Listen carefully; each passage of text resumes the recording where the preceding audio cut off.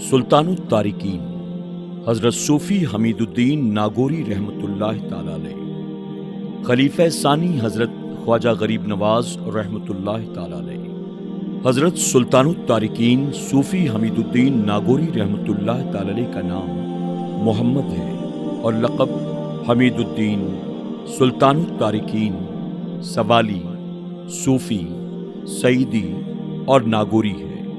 آپ کے والد کا نام حضرت احمد تھا۔ آپ کے والد جب لاہور سے دہلی تشریف لائے، اس وقت ایک عربی اور علم نجوم کے اعلیٰ جانکار بزرگ کی لڑکی سے آپ کا نکاح ہوا۔ حضرت صوفی حمید الدین ناگوری رحمۃ اللہ تعالی علیہ جب اپنی ماں کے شکم میں تھے، تبھی آپ کے نانا جان نے آپ کی والدہ کو خوشخبری دے دی تھی، تیرے لڑکا پیدا ہوگا جس کا سینہ ابھرا ہوا ہوگا، اس کا آدھا بدن ہرا ہوگا اور میرے مرنے کے بعد وہ پیدا ہوگا۔ حضور صوفی حمید الدین ناگوری علیہ رحمہ سن 589 ہجری مطابق 1193 عیسوی میں دلی فتح کے بعد دلی میں پیدا ہونے والے آپ کے والد پہلے اور والدہ بہت نیک تھے۔ حضرت سلطان الطارقین خود فرماتے تھے، جس وقت میں پیدا ہوا اس وقت اگر کوئی عورت میری ماں سے زیادہ نیک ہوتی تو میں اس کے پیٹ سے پیدا ہوتا۔ جس طرح اس زمانے میں آپ کی والدہ بے مثل تھیں، اسی طرح آپ کی بیوی بھی اللہ والی اور کرامت والی تھی۔ حضرت صوفی صاحب قبلہ خود اپنے پوتے سے فرماتے ہیں، جس وقت میں دولہا بنا تھا، اگر کوئی عورت تمہاری دادی سے بہتر ہوتی تو میرا نکاح اسی سے ہوتا۔ آپ کی بیوی کا نام بی بی خدیجہ تھا، لاڈنو کے حضرت سید فضیل احمد ہمدانی کی بیٹی تھی۔ بی بی خدیجہ کی عبادت و ریاضت کا عالم یہ تھا کہ ہفتے میں ایک بار نیم کے پتوں سے روزہ افطار کرتی اور گھر کے تمام کام خود کرتی تھی۔ صوفی صاحب نے فرمایا کہ جس کسی کو ضرورت ہو تو شیخ حمید خوئی یا چاک پرہ کی دادی کے روضے پر آ کر اپنی ضرورت اللہ سے کہے، انشاءاللہ منت ضرور پوری ہوگی۔ سبحان اللہ۔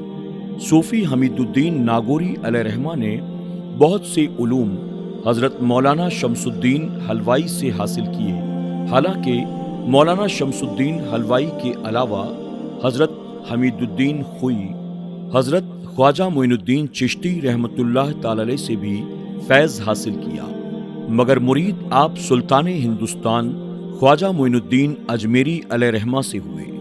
حضرت سلطان الطارقین صوفی حمید الدین ناگوری رحمۃ اللہ تعالی علیہ کو قربانی، عبادت و ریاضت اور شفقت کی وجہ سے سلطان الطارقین کہا جانے لگا۔ بتایا جاتا ہے کہ ناگور کے قریب ہی میں سوالی نام کے ایک قصبے میں حضرت صوفی صاحب خود کھیتی کیا کرتے تھے، اسی گاؤں کی وجہ سے آپ کو سوالی بھی کہا جانے لگا۔ ایک وجہ یہ بھی بتائی جاتی ہے کہ آپ نے لوگوں کو سمجھانے کے لیے سوال جواب کا طریقہ اپنایا تھا اور مناظرے میں بھی آپ کا کوئی ثانی نہ تھا، اسی وجہ سے آپ کو سوالی بھی کہا جاتا ہے۔ حضرت کے خاندان کے بزرگوں سے یہ رواج چلا آ رہا تھا کہ اپنے نام سے پہلے صوفی لکھا کرتے تھے، اسی وجہ سے آپ کے نام سے پہلے بھی صوفی لکھا جاتا ہے اور یہی وجہ ہے کہ آپ صوفی بھی کہلاتے ہیں۔ جیسا کہ سیر العارفین میں شیخ جمالی نے شیخ نظام الدین اولیاء کے مطابق بیان کیا کہ شیخ حمید الدین ناگوری رحمۃ اللہ تعالی علیہ کے دادا شیخ سعید بزرگ حضرت عمر ابن خطاب رضی اللہ تعالی عنہ کی اولاد میں سے تھے، اس لیے آپ کو فاروقی بھی کہا جاتا ہے۔ حضرت صوفی حمید الدین کی شروعاتی تعلیم گھر پر ہی ہوئی۔ قرآن کی تفسیر اور تفسیر کشاف کی تعلیم مولانا شمس الدین حلوائی سے حاصل کرنے کا شرف حاصل کیا۔ حدیث کی کتاب مشارق الانوار کی تعلیم 1220 عیسوی میں محدث بدایوں نے ایک ہی بیٹھک میں آپ کو پوری کروا دی۔ حضرت صوفی حمید الدین ناگوری رحمۃ اللہ تعالی علیہ کی درگاہ شریف صوبہ راجستھان کے عظیم الشان شہر ناگور شریف میں واقع ہے۔ ناگور شہر میں بڑے حصے میں آپ کی درگاہ بنی ہوئی ہے۔ درگاہ شریف میں شاندار بلند دروازہ بنا ہوا ہے، پتھر پر باریک نقاشی دیکھنے لائق ہے۔ بتایا جاتا ہے کہ یہ عالی شان بلند دروازہ 15 شعبان المعظم 730 ہجری مطابق 1339 عیسوی میں سلطان محمد بن تغلق کی حکومت کے زمانے میں تعمیر ہوا۔ حضرت صوفی حمید الدین ناگوری رحمۃ اللہ تعالی کے مزار شریف پر کوئی عمارت یا گنبد بنا ہوا نہیں ہے۔ آپ کا مزار شریف کھلے آسمان کے نیچے درخت کے نیچے ہے۔ مزار کے چاروں طرف سفید سنگ مرمر کا احاطہ بنا ہوا ہے۔ حضرت صوفی حمید الدین ناگوری نے اپنی زندگی کو بے حد سادگی کے ساتھ گزارا اور جو ملا اسی پر اطمینان اور اتفاق کرتے ہوئے رب کا شکر ادا کرتے رہے۔ حضرت صوفی صاحب اپنی شادی شدہ زندگی ناگور میں سادگی کے ساتھ بسر کر رہے تھے۔ غریبی کا عالم تھا، اسی وجہ اور حالات کی بنا پر ناگور کے حاکم نے تھوڑی زمین اور کچھ روپے حضرت کی خدمت میں پیش کیے، مگر آپ نے اسے نامنظور کر دیا۔ اس پر ناگور کے حاکم نے سلطان کو خط لکھ کر ایک گاؤں اور چاندی کے 500 ٹکے صوفی صاحب کی خدمت میں پیش کرنے کے لیے منگوا لیے۔ غربت کا یہ عالم تھا کہ حضرت کی لنگی پھٹ گئی تھی اور بی بی صاحبہ کے سر پر دوپٹہ نہیں تھا، جس کی وجہ سے مائی صاحبہ اپنے کرتے کا پیچھے کا کپڑا اٹھا کر سر کو ڈھک لیا کرتی تھی۔ مائی ختیجہ نے اپنے دوپٹے اور حضرت کی لنگی کے لیے سوت کات رکھا تھا۔ حضرت سلطان التارکین صوفی حمید الدین ناگوری رحمۃ اللہ تعالی ہمیشہ روزہ رکھتے تھے، حج بھی ادا کر چکے تھے۔ رہی نماز تو اس کے بارے میں آتا ہے کہ جس وقت صوفی صاحب نماز پڑھتے تو نماز ہی میں اتنے کھو جاتے کہ کسی کی خبر نہ ہوتی۔ ایک بار کا واقعہ ہے کہ آپ مسجد میں نماز پڑھ رہے تھے کہ مولانا شمس الدین حلوائی اور دوسرے ملنے والے اجمیر شریف سے آپ کے پاس مسجد میں آئے۔ صوفی صاحب اسی طرح نماز کی حالت میں رہے اور اتنی دیر نماز میں رہے کہ وہ لوگ واپس چلے گئے۔ کچھ دنوں کے بعد پھر ملاقات ہوئی تو ان لوگوں نے شکایت کی، ہم تیرے پاس آئے تھے اور تو نماز پڑھتا رہا، تو آپ نے قسم کھائی کہ مجھے بالکل خبر نہ تھی کہ کون آیا اور کون گیا۔ سبحان اللہ، مولانا حلوائی خود مانتے ہیں کہ نماز ہو تو ہمارے حمید جیسی۔ حضرت صوفی حمید الدین ناگوری سے بے شمار کرامتیں ظاہر ہوئیں، یہاں کچھ کا ذکر کیا جاتا ہے۔ صوفی حمید الدین ناگوری رحمۃ اللہ تعالی علیہ اپنی دستار کو اپنے بیٹے شیخ عزیز الدین کے زندہ اور خواہش کرتے ہوئے بھی نہ دے کر اپنے پوتے شیخ فرید الدین محمودی کو دے دی، اس وجہ سے کہ صوفی صاحب علیہ رحمہ کو خبر تھی شیخ عزیز الدین ان کے سجادہ نہ ہو سکیں گے، اور ایسا ہی ہوا۔ شیخ عزیز الدین آپ کی زندگی ہی میں وفات پا چکے تھے۔ حضرت صوفی صاحب نے اپنے بڑے بیٹے شیخ وحید الدین کے زندہ ہوتے ہوئے بھی شیخ فرید الدین کے سر پر باندھ چکے تھے، اس لیے کہ صوفی صاحب شیخ فرید الدین کی قابلیت سے اچھی طرح واقف تھے۔ یہ بھی آپ کی کرامت میں سے ہے کہ خود خواجہ دین و ملت خواجہ غریب نواز علیہ رحمہ آپ کے پیچھے نماز پڑھتے تھے۔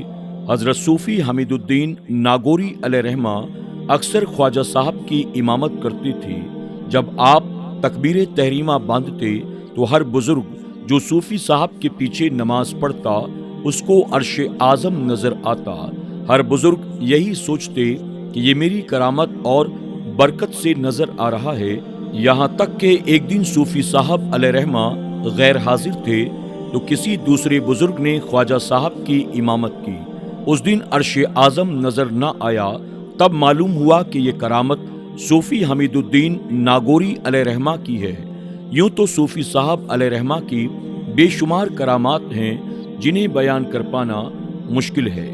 کرامت کے بارے میں صوفی صاحب علیہ رحمہ نے اپنے مرید صلاح الدین سے فرمایا، کرامت کو مردوں کا حیض اس لیے کہتے ہیں کہ حیض کو عورت چھپاتی ہے، اس لیے ولی اپنی کرامات کو چھپاتے ہیں تاکہ مردوں کے درمیان شرمندہ نہ ہو۔ صوفی صاحب کئی بزرگان دین سے خط و کتابت کا سلسلہ بھی جاری رکھتے تھے۔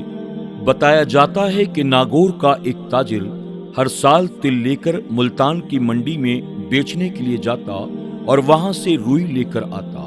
اس کے ساتھ حضرت صوفی حمید الدین ناگوری ملتان کے بزرگ حضرت بہاؤالدین زکریہ رحمۃ اللہ تعالی علیہ کے نام خط بھیجا کرتے تھے اور انہی کے ہاتھ واپس اس کا جواب بھی مل جایا کرتا تھا۔ ایک مرتبہ حضرت شیخ بہاؤالدین زکریہ ملتانی رحمۃ اللہ تعالی علیہ نے اس تاجر کے ساتھ ایک یا دو چھوٹی مٹکی سونے چاندی سے بھر کر صوفی صاحب کی خدمت میں بھیجی اور اس تحفے کو قبول کرنے کی گزارش کی۔ جب وہ تاجر حضرت بہاؤالدین زکریہ ملتانی رحمۃ اللہ تعالی کا بھیجا ہوا تحفہ آپ کی بارگاہ میں لے کر حاضر ہوا تو آپ نے اس سے کہا کہ یہ سونا چاندی و موتی گندانی تالاب کے میدان میں ڈال دو تاکہ غریبوں اور فقیروں کے کام آ جائے، اور ہماری طرف سے اسی میدان سے کنکڑ بھر کر لے آؤ اور شیخ الاسلام حضرت بہاؤالدین زکریہ ملتانی رحمۃ اللہ تعالی کی خدمت میں پیش کر دو۔ اس تاجر نے ایسا ہی کیا۔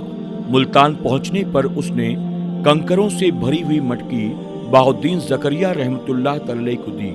جب مٹکی کو کھولا گیا وہ کنکر ہیرے موتی بن چکے تھے۔ یہ دیکھ کر تاجر حیران رہ گیا۔ ایک بار صوفی حمید الدین ناگوری رحمۃ اللہ تعالی جنگل میں بیٹھے ہوئے ایک گائے کے گھاؤ سے کیڑے نکال کر اس کی مرہم پٹی کر رہے تھے۔ اس بات کا پتہ لوگوں کو چلا، وہ آپ کو دیکھنے کے لیے آئے۔ دور سے دیکھنے پر ایسا محسوس ہو رہا تھا مانو صوفی صاحب قبلہ گائے کے زخم سے کیڑے نہیں نکال رہے بلکہ اسے ذبح کر رہے ہیں، مگر ایسا قطعی نہیں تھا، وہ تو اس کے زخم سے کیڑے نکال رہے تھے۔ اس بھیڑ میں ایک مشہور شاعر بھی تھا، اس کی آنکھیں بھی دھوکہ کھا گئی اور وہ سوچنے لگا کہ اتنے مشہور اور عالم بزرگ کی ہمیشہ تعریف سنی تھی کہ یہ اللہ کے محبوب اور پاکیزہ بندے گوشت نہیں کھاتے ہیں اور بہت ہی رحم دل ہیں، مگر یہ تو گائے کو کاٹ رہی ہیں۔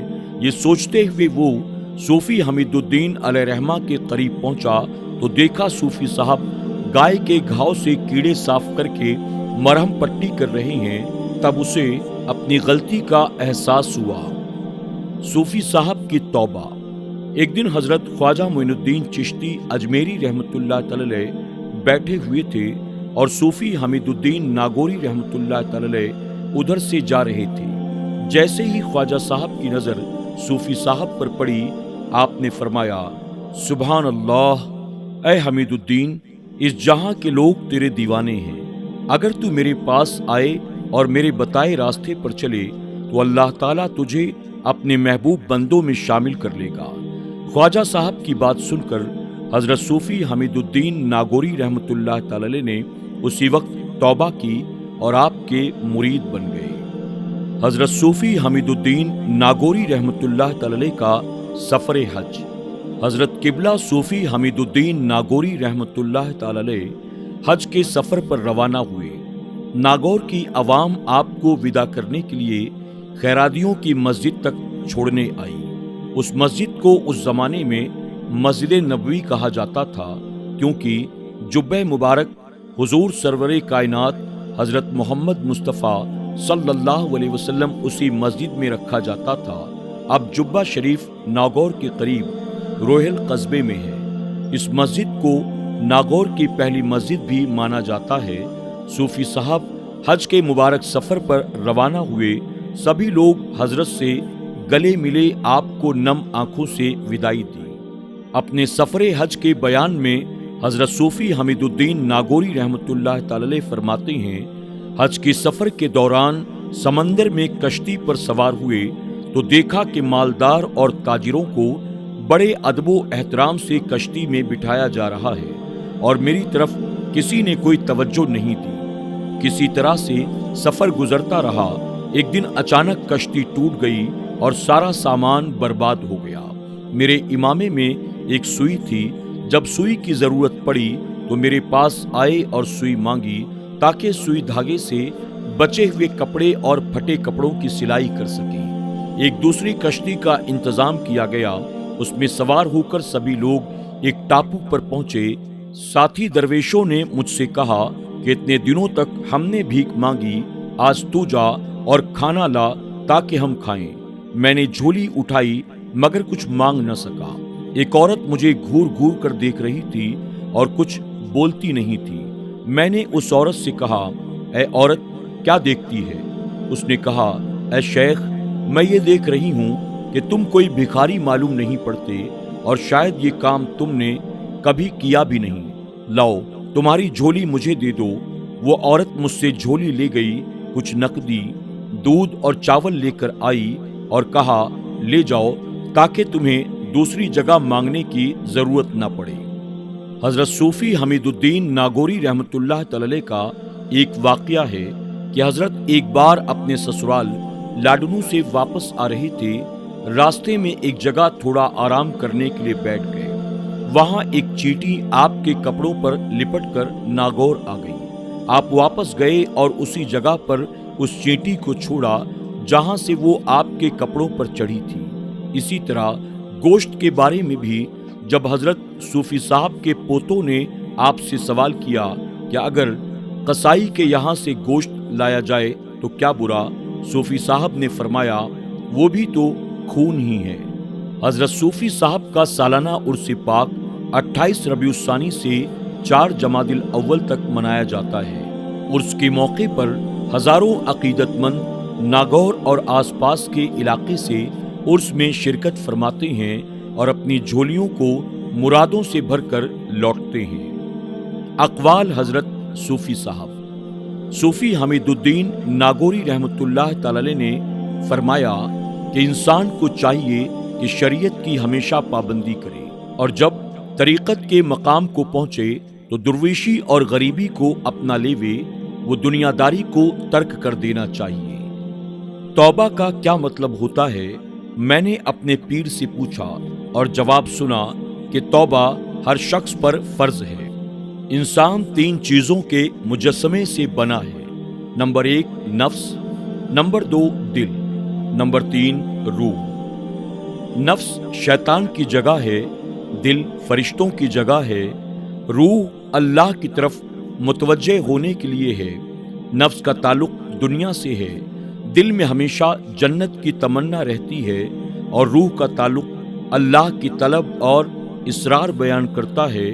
جو انسان نفس کی پیروی کرتا ہے وہ جہنم کی دہکتی آگ میں گرتا ہے، جو دل کی پیروی کرتا ہے وہ جنت میں گرتا ہے، اور جو شخص روح کی پیروی کرتا ہے وہ خداوند کریم کی گود میں گرتا ہے جیسا کہ اس کی شان کے لائق ہے۔ تمام سننے والوں سے گزارش ہے اول آخر درود شریف پڑھ کر 1 مرتبہ سورہ فاتحہ، 3 مرتبہ سورہ اخلاص یعنی قل اللہ احد شریف پڑھ کر حضور اکرم صلی اللہ علیہ وسلم کی بارگاہ میں پیش کریں۔ اس کے بعد سلطان الہند عطائے رسول خواجہ غریب نواز رحمۃ اللہ تعالی کی بارگاہ میں بطور ہدیہ نذر کریں، اور پھر غریب نواز کے وسیلے سے صوفی حمید الدین ناگوری رحمۃ اللہ تعالی کی بارگاہ میں ضرور پیش کریں۔ السلام علیکم ورحمۃ اللہ وبرکاتہ۔